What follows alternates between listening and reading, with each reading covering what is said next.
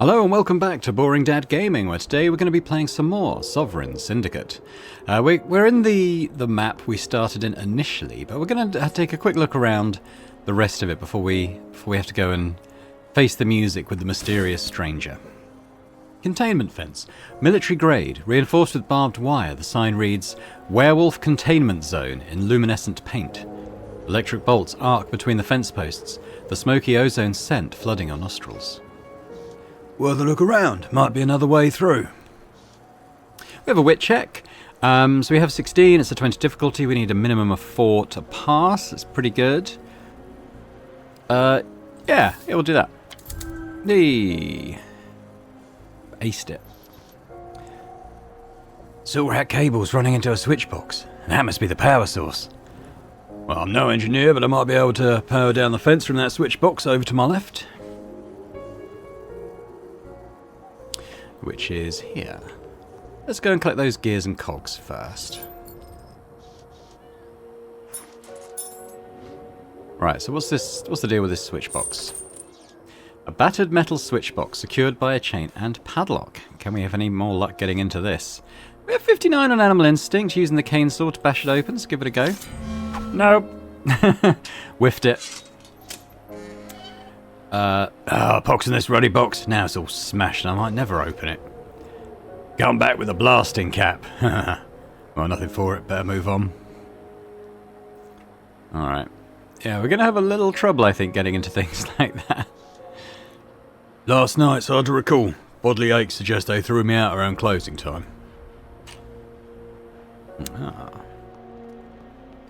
got some journal stuff up in the top left. So what do we have in our tasks list? Courtesan killer. A murderer. Oh, this was from the newspaper, I think, wasn't it? A murderer's on the loose and anyone could be a suspect. Cut back on our drinking. Have at least one fewer drink before sunrise. We're going to untrack these tasks, though, so they come off the screen. Gin collector. Search high and low for unique types of gin. Speak to the stranger. Yeah, we'll try and do that. The old crone. Try and find out what her deal is. Yeah. That's alright, we'll go into the journal when we want to track stuff like that. But for now, let's come down here. 3 rootless souls taking their ease in the heat of a steam vent.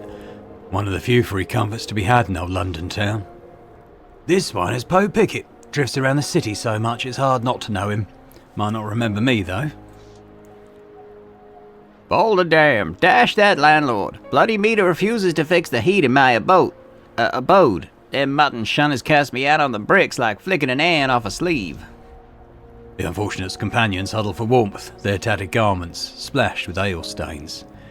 These men are dusty, but perpetually so. Not I miss the old quarters, no. With the endless boiler troubles, 'twas not much warmer in there than out here. He looks at me askance. Wager his mood still needs thawing. Oi, horns, if you're not handing out hot meals, bugger off. Talking takes thinking, and I ain't got a whole lot of that to spare, in case you didn't notice. Yeah, he just wants us to go away. Have a look at this poster. Julie and Bertram O'Brien, orphans missing from Sacred Heart Orphanage. Small reward furnished upon any information leading to their safe return. Please have a heart for our poor children. The Sisters of the Sacred Heart, 22 Cherrywine Lane, East End, London. Arms accepted. I remember this place. I'd rather not think about it. Brother and a sister gone missing from where I was brought up. Being an orphan myself, should I be the one to investigate? There are unsettled spirits in the Docklands, and like it or not, I play a part in their pageantry. I've noticed some marionette with strings to pull for their amusement. I won't stand to be manipulated. Alright, we're going to search for the missing orphans. Something's not right here, and orphans in the Docklands need all the help they can get. Right, well that's where we came up just now, sewer grate, so we'll proceed down here, some more gears and cogs.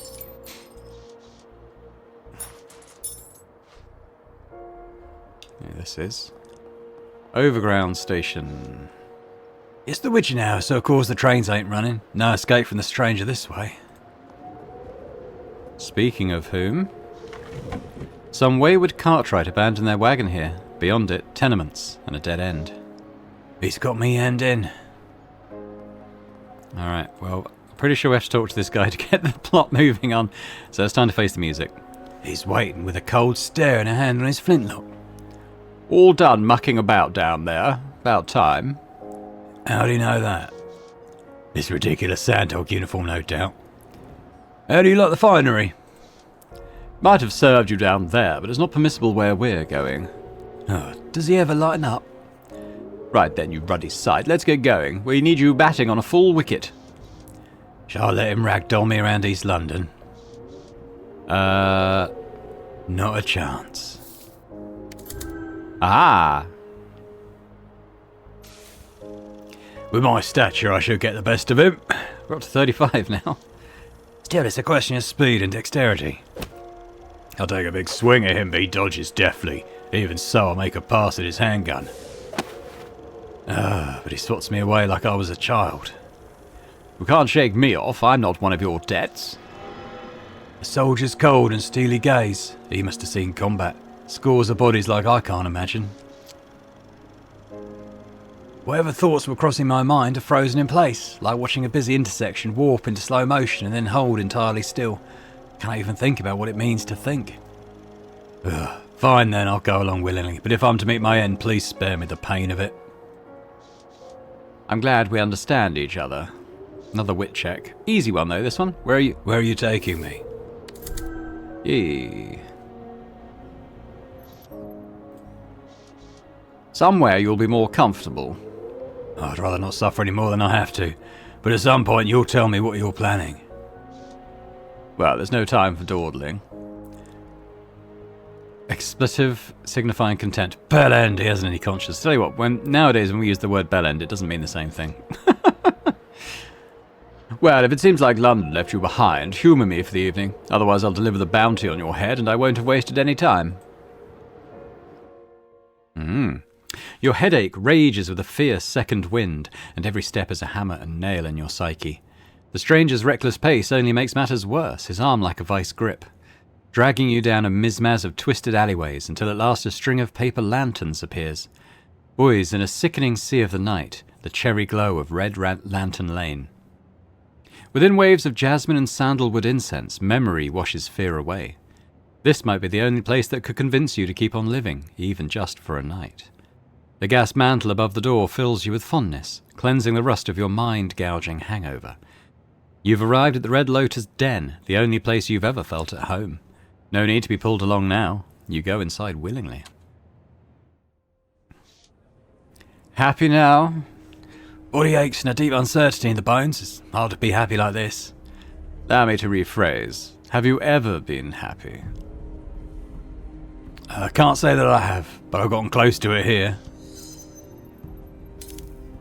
Withdrawals, they can muddle our heads and make us weak. Don't worry, you'll feel better soon.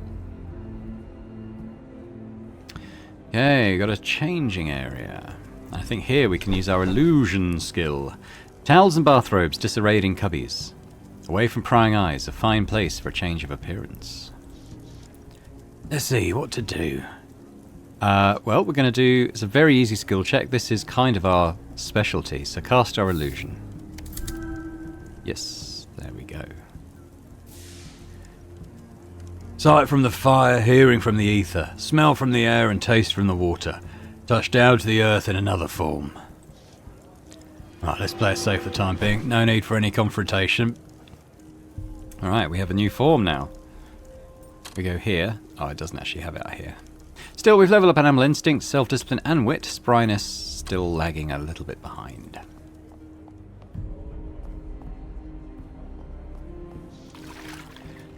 Steaming bath awaits your tired bones. Wouldn't it be good to get cleaned up? Yeah, let's take a bath. 10 hope and a blood. Very nice. We're up to 35 weary. Maybe we won't drop dead. Just where we stand. Mahogany bar. A brass-lintled mahogany bar lined with candles, casting eerie shadows on the centaur behind it. His equine muck sweat cuts through the smell of incense. Careful there, centaurs are known to have short fuses. Especially at long hours in service occupations. Well, some centres have been kind to me, so I won't pass judgment until he proves me wrong. How about Mr. Browncoat? He's rather unique. Hi, Bixby Browncoat, the owner here at the Lotus. Most nights he's waiting at the bar, so I hope he isn't taken ill. Well, maybe if I wait around, Bixby will show up. But he could be gone a while. Must be the press of business drawing him away from the front of house. Alright, well let's talk to the bouncer. The centaur leers, his misshapen chin a shelf for his cigarette, jutting from a tangle of bad teeth. Didn't see you come in. How can I help? Entrance to the Lotus, please. I'll have to check the list. Now, where did Bixby say it was? Trust Mr. Browncoat. Surely come to see what the fuss is about. He wears a long-faced countenance, a gold pocket watch, and a lavender tinted print pince-nez on his aquiline nose. Oh, there's a delta of wrinkles around his eyes, the same sienna brown as his shiny coat of fur. Oh, here's Atticus. Bouncer appears to roll his eyes while lighting a fresh cigarette. Glad to see you, Bixby. Oh, and you as well, Atticus. I'm glad to see that you've brought us a brand new customer. Now then, paradise awaits beyond the curtain. Bixby ushers you through the door and leads the way down the back stairs, the stranger on your heels like a stubborn shadow. The Red Lotus is draped in a haze of pale smoke, dotted with flickering candles and incense glowing like cinders in the night. The smell of burning opium is dark and rich, like a batch of floral biscuits with a sharp afterbite. The pale red glow from the Chinese lanterns paints the space in perpetual twilight. It's easy to lose track of time within these walls, whiling away your days in a blissful waking dream. Okay. Oh, who's that? Oh. What's that gear clattering racket? A jet of steam cuts through the quiet of the den. Right, we've got an intimidating check, 50-50. We'll do wit. Oh, what a curious machine. I wonder how it works. It's got an arsenal heart drum. That's a top-flight boiler. Ball and socket legs and pressurised feet. There's nothing run-of-the-mill about it. Sorry there, didn't mean to startle you. Off it goes. Heading for the private section. And where'd the masked stranger get off to, eh? Alright, where's the opiomaniac? A sleeping poppyhead is draped over a mattress in the corner, drooling idly onto his shirt. Oh, fancy that. An errant wallet is poking up out the corner of his slacks. It yearns to be free. His wrist right over it, though. This'll be a risky lift. Spryness check, unlikely. Let's leave it. I better not. My hands are feeling a little shaky. Sunken area. The floor pit has benches with tufted upholstery and pillows costing a halfpenny an hour. It's so late that most of the patrons have gone to sleep. Just before sunup's the only time the Red Lotus is empty. Incense pot. Sticks of heady incense waft in the air, always burning no matter the flow of customers.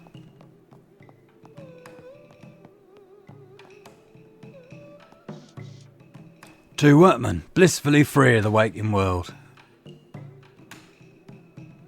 As well as their meaningless existence. Oh, I lost hope! Oh no! You should try to be more hopeful.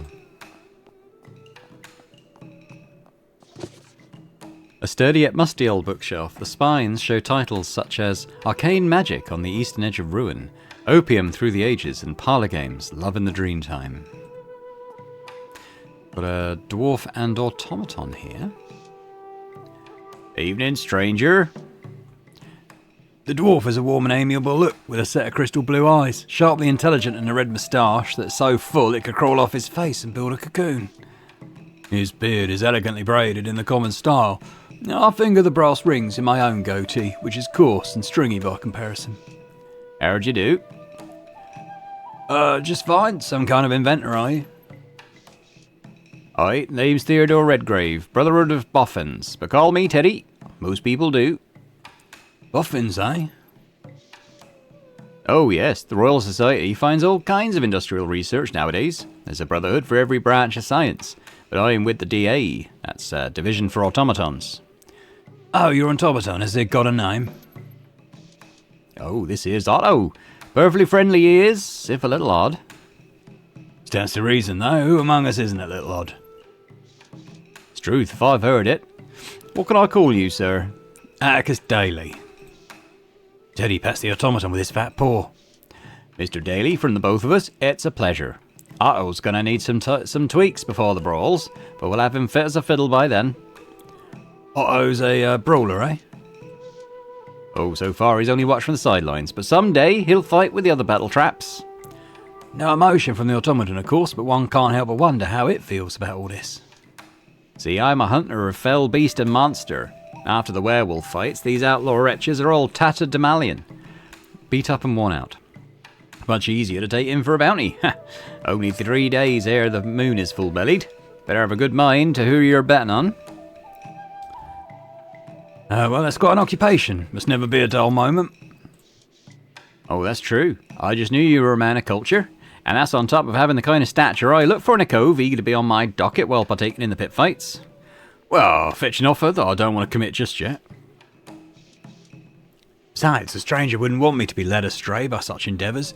He strikes me as the kind of fellow who'd cross oceans and deserts while giving chase to his quarry. Wait a moment, if I had a little scrap to sell, would you be interested? Oh, and sure, these cogs are worth a bit of sterling. We'll sell the ones we've collected. We've got 12 shillings. Pleasure doing business. Take care, Teddy. There's someone over here. We've got a dreamer over here. Another gentle customer on a journey to the land of Nod. Another chicken waiting to get plucked. Perhaps I'll have a riffle through his pockets. Yeah. Still unlikely. Let him be. Private booth. Lattice wooden screens and high-backed seating provide some comfort and privacy for those that can afford it. The booths are made of luxurious calf leather. Calf leather? Oh, my poor brothers and sisters, skinned for a creature comfort. The leather is well oiled and plush with dimpled riveting. Delicate china and exclusive menus of the den's offerings are available here for those of a more discerning taste. Seems I'm in for a treat on account of the stranger's pocketbook, as fat as a Christmas goose. Well, let's show a little self-restraint. Surely he didn't bring me here for the elevated conversation and pleasure of my company. I'd better be on my guard. Well, he could have already killed me and collected on my bounty, but he didn't, so I guess I should hear him out. It's worth seeing what he's after. Infuriating, but I can't keep the crone from intruding. Nevertheless, the stranger is waiting on me. Let's get on with it.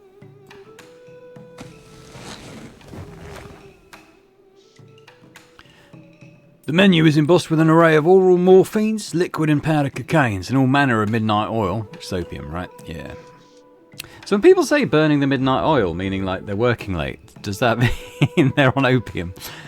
Teddy seems an interesting chap, and the automaton is quite something, isn't it? Bug the small talk, why'd you bring me here? Well, we've got plenty of time for explanations. Why did we start with a sample of some of the den's wares? Careful now, he's obviously trying to curry favour, although it would be good to loosen up. Oh, with so many dear poisonous variations, it's hard to decide what will hit the spot.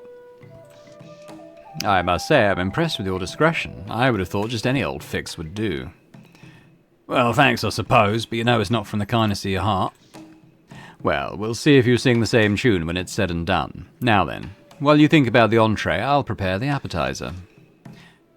He takes out a small tablet out of his shirt sleeve, cracks it in half and drops it into my teacup. The other half goes into his own. Oh, you can't expect me to drink that. Half and half, an equal dose. I wouldn't kill us both now, would I? Alright, drink the tea. Hey, you're up to 50, we're content. Well then, cheers to not killing anyone. The drug tea restores my spirits instantly. Oh, it took me ages to perfect this remedy. With this new blend, that ghastly teeth-gnashing anxiety's gone, leaving just the euphoria. It seems this stranger is no stranger to drugs. The pains of my withdrawals are all but absent now. And for the main course, how about some, white wind elation? You must be fond of that one. His light-hearted confidence seems like a front. I get the feeling he knows you better than he's letting on. Any sort of psychic barrier is useless. That bothersome hag won't leave me be, and here I am face to face with a telepath. Enough of this facade. Not only did you pick my local place, but you pretend to suggest my favourite blend like it was a lucky guess. I know a little something about you, it's true, but it's part and parcel to my profession. I keep tabs on people who pique my interest. And what is your profession exactly? Oh, well, let's say I look after Her Majesty's interests, with great vigour when they align with my own. At first his cryptic speech was alluring, but now it's plainly an annoyance. How have you been tracking me? Oh, well, it wasn't all that difficult. You only have a few haunts. On with it then. You've tried my patience long enough. Very well. I already know of your life as a roughneck and a panhandling mage, but what about before that? What about the Sacred Heart? Roughneck is a streetwise ruffian under illicit employ. We could try this. It's unlikely, but we do have Charlatan. We give it a go. Pretend you've never heard of it. Marp, marp. Spryness has increased, though. What is that, a church? I can't say I've heard of it. Even with the mouth is shut, the spirit talks. Go on, I know you remember the orphanage. Bloody mind reader, I'd like to bash his head in. Alright, well, it's where I grew up, before I looted the nun's coffer and took to the streets. I gathered as much. What I'm not sure about is your parents. We could try this. Good. I don't remember my mother. Look here, if you insist on burying memories, then we'll need some white wind to dust the old bones. Isn't Arnie better for leaving the past behind? Auntie Opium? Yeah. I was a field medic in the Crimean War. I know how much Miss Emma lets a man dream through an amputation, and how much will bring an end to his misery. Morphine. Well, let's hope his maths is right. Something occurred at Sacred Heart that you've forgotten. With the help of an opium dream, you might recall the details that will lead to your mother. Lead me to her gravesite, you mean? What would that accomplish? On the contrary, I believe she's still alive. Her name came up on a ledger at Bethnal House, Sana, private mental hospital in Bethnal Green. I've seen my share of swindlers, but this takes the cake. Just humour me for a moment. Matilda is, of course, her given name, but how about her family name? I don't think the sisters of the orphanage ever told me what it was. But if you could recall Matilda's family name, and it's on record at the orphanage and matches the ledger at Bethnal House, you could prove her identity at the hospital, and by claiming kinship, set her free. That means digging up memories of Sacred Heart. Not exactly how I thought the night would unfold. Sure, if my mother's alive, she's forgotten me. Oh, I don't mean to sway your opinion, but unless you can think back to those troubling times, then you won't be worth more than the price on your head. Bounty, I'm assuming you'd be happy to collect. Well, that's right. Albeit less desirable, it's another way to ensure that I won't have wasted my time. He's offering me a chance to live, but only if I could draw up those memories. So, what'll it be? The dream dose and a voyage between the banks of memory? Or the death dose at the end of all your days? Okay, well, we can't take the death dose, but let's take the dream dose. You take the stranger's offer, eager to lose touch with harsh reality, and for a chance to recall everything that could lead to your mother's whereabouts. Shortly after drifting away from consciousness, you find yourself being enveloped by a miasma of repressed memories. The stranger's recent inquiries reminding you of growing up in the Sacred Heart orphanage. Auntie Emma's warm embrace suddenly morphs into chilly restraints as remembrances of dooryard scuffles with bellicose orphans resurface.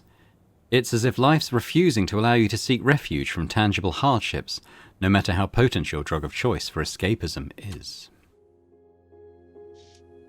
What is this place? Surely a dream, but it's all too familiar. You must find out what the stranger is seeking in your memories. All right, old crone. Let's do this. Okay, what's the statue? The open arms of the angel was purely symbolic. I never had a home in this dreadful place. I had to grow a thick skin in my younger years, even if it made me socially impenetrable. Sister Heloise. The courtyard is nothing but hard-packed sand and scruffy grass. Heloise watches over the children at play. By this time, you were big enough to give as good as you got. and the ones who wouldn't fight you insulted you with abandon. As the others adapted, I became more isolated. I often thought of running away. Atticus, you'll be 12 years old in a week's time. There's something I need to tell you. What's the difference? I'm getting out of here as soon as I can. Now, Atticus, let's hear what she has to say. It's about your mother. I should have told you sooner, but I didn't know how. I'm sorry, Atticus. I wish I'd been more brave. Well, at least you're telling me now, before I quit this place. The day you arrived, there was a ring wrapped up in your blankets. You're old enough to have it now, and your mother left this, too. Eloise hands me an old piece of parchment, a note from my mother. Can you make out what it says? No, there's no message. I can't produce the memory. The truth will come in time. I'm sorry I kept this from you for so long. Did she ever come back for me? She came back half a year later and insisted you were her child. She mentioned the note and knew the date we found you on the steps. But why didn't I go with her?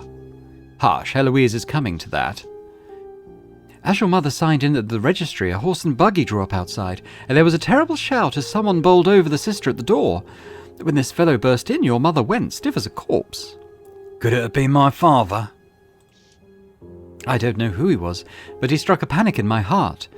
There was malice in his every step, a twitching, insidious man. He took your mother, and she never returned. I forgot about this day for a good reason. Perhaps you were too young to hear the tale. Hearing this from Eloise heartened me at the time, but it still didn't change the fact that I couldn't stand the Sacred Heart. After I fled the orphanage, I did search for my mother, until I decided there was nothing I could do. Well, perhaps not then, but this is now. All right, we'll go this way. Have a look at the chalkboard. The bits of coloured chalk were the most sought after. It's too bad though, it's so often wasted on crude drawings. I see you've recovered from your latest round of fisticuffs. Anything to say for yourself? Sometimes it's like when I go blind for a few minutes, and when I wake up I'm crying and cut up, and everyone's staring at me and laughing. You poor child. You've suffered long enough. It's time you learned what your bloodline is capable of. Must be another play to get me to stay, but I'll be 13 in a few months, and then I'm running off for good. Being singled out as a minotaur, always having insults thrown at you, it's terrible. The bright spot is that you have the gift of magic, and you can develop your talents if you study the tarot. She fans out the coloured cards. They seem to buzz with an eerie electricity. Look closely at this card, the magician, a symbol of new beginnings, one arm to the heavens and the other toward the earth. He is a conduit between the spiritual and material realms. The magician transmutes potential energy from its ethereal state into perceptible forms. Can't say I buy it, but I'm listening. That's the spirit. Minotaurs are magical creatures, and like this magician, you are a conduit. I committed the spell to memory long ago. I'll share it with you, but only with your promise of wholehearted trust. Okay, Eloise, I know you wouldn't lead me astray. I trust you. I trust you, Atticus, because if my superior should learn of this, I'd never wear the habit again. Now, this is a cantrip. You must speak it over and over until it is written across your mind in bold letters. Her voice drops into a strange, low whisper. Sight from the fire, hearing from the aether, smell from the air and taste from the water, touch down to the earth in another form. Aristotle defined 5 senses: sight, smell, touch, taste and hearing, corresponding to the elements of fire, air, water, earth and aether. I think I understand, except for that bit about aether. Aether is the energy propelling each heartbeat, the same material in the soul and the consciousness of all blooded creatures. Those with proper training can channel aether into the earthly sphere. Therein lies the power of the cantrip, the ability to transmute energy into matter. Ether is tied to hearing, so first you must learn to listen. You must hear the winds and the wiles of the heavens. I see the night is getting on. What about the rest? Try to remember. Oh, yeah. Wheel of Fortune. This character has gained the retrospective trait and will now be able to use dialogue options requiring it. Ooh. I held my hands over the tarot cards and we sat quietly until I heard a voice like an oral mirror. as if the words were backwards. Then I felt my lips moving, and when I opened my eyes, we were breathing in the words of the cantrip in unison. The memory cuts to the quick, but at least it's still intact. Well done. Moving right along. Okay, I want to check out my levels here. What are we doing? Oh, it's coming along quite nicely. I think we've leveled that a couple of times. Almost got the next one. Self-discipline has only come up once, but we're getting towards the end of it. Spryness we have leveled up once. And animal instinct as well. Good, that's good. They're getting up. That's pretty good. Is it time to wake up? I dare say I'm ready for this to be over. Alright, moving on. Alright, let's have a look at Teddy Bear. A teddy bear with a missing eye and matted mohair fur. It suffered the pitfalls of a rough life in the orphanage. Just like, oh, he's talking, just like the rest of us. Footlocker. This was my bed right next to Snyder, and here's the footlocker where I kept a few trinkets. Worthless, the lot of them. Peonies. These purple darlings brighten up the dreary place. Picked fresh from the schoolyard by Leo. Snyder. With midnight strikes, I'll be 13 years of age. Father Franco keeps the orphanage funds in his private office. That's my ticket out of here. We've got to sneak past Snyder. We've got a 50% chance. Oh, look at that. We got the crit success. Quiet as a ghost now. I better make for the office where they keep the coin.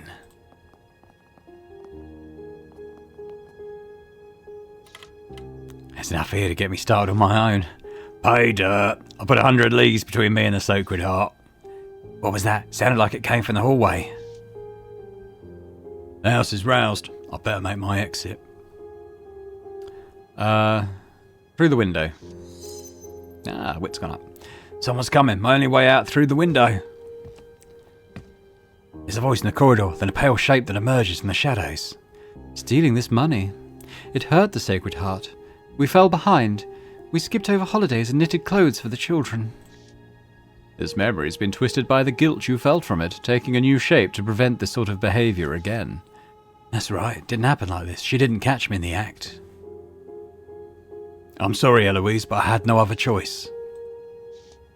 There's always a choice, my child, and there's still a way to make it right. Guess we go through the window. Normally I'd say that drifting into deep sleep would be a merciful release from reliving such memories. Yet something compels me to push on, to be put through the ringer, to face the greatest of foes, myself.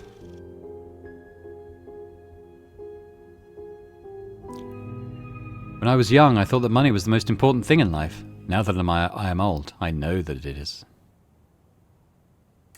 Wow, so that was where the demo builds that I've played previously came to an end. And now we're being introduced to a new character, Chapter 2, as Clara Reed. Navigate London as the sharp and savvy courtesan Clara Reed, before new crimes and the markings of her past catch up to her and tear her life apart. Now, we get an archetype selection for Clara as well. Okay. So, Clara uses her sharp wit and tact to navigate the perils of London's upper class, but she's haunted by the choices of her past. Will she let those choices hold her back or search for a better future? So if we chose intuition... Oh, we have intuition. So this was animal instinct under Atticus, but this is intuition here. She learned to hone her sharp intuition from a young age. One can rarely hope to survive or thrive in tenuous situations if they haven't learned to listen to their gut. So maybe more instinct-led. Intuition is the nagging feeling at the back of your mind, the instinct that something is either very wrong or perhaps very right. At times irrational, always persistent. Okay, grace is one's physical condition and connection to one's social groups. Okay, and intellect, probably as it sounds. So the Emperor gives us the trait stubborn. You never seem to stop, even if your aching mind and body implore you to do so. Okay, what else do we have? Grace. Quick on her feet, quick with her hands, and quick to laugh. These are the tools that both disarmed most conflicts and left Clara with enough pep and verve to want to keep moving forward, and we get determined. Spring into unremitting action as soon as the die is cast. Okay, we learned a new thing here, tact. Your ability to navigate the social world smoothly, saying the right things, being the right person, and managing to offend only the right people. I think I'm leaning towards Clara being a grace character, based on these so far. Bookish and whip-smart since childhood, she took comfort in spending long hours in pursuit of knowledge, a shield against the pressures of the world, and a sword against those who sought to control her. Polymath. Intellect, tact, and intuition, but focus on intellect. Or we have, tact. A social chameleon by necessity. Clara learned to say exactly what others needed to hear. The right words can topple kings, or at least keep you unperceived for another night. Yeah, I'm going to go with Grace. So, a bit more dexterous, a bit more agile, but, leans on intuition still, and subtlety. I think that sounds like probably quite good for her. Revolutionary feats of engineering and shameless displays of wealth, a common sight in London. Yet rarely does one come across that which combines technological prowess and financial abundance. Enter Silas's airship, its gilded frame and sheer size literally and figuratively casting a deep shadow over the city's slums and wealthy districts. Shafts of sunlight filter through windows that wrap around each of the airship's rooms, bathing them and their occupants in a warm glow. Pipes and polished wooden floors rumble to the spinning of the airship's propellers. You feel like you're standing within a slice of the future. Intuition. Now I don't have a voice for Clara. I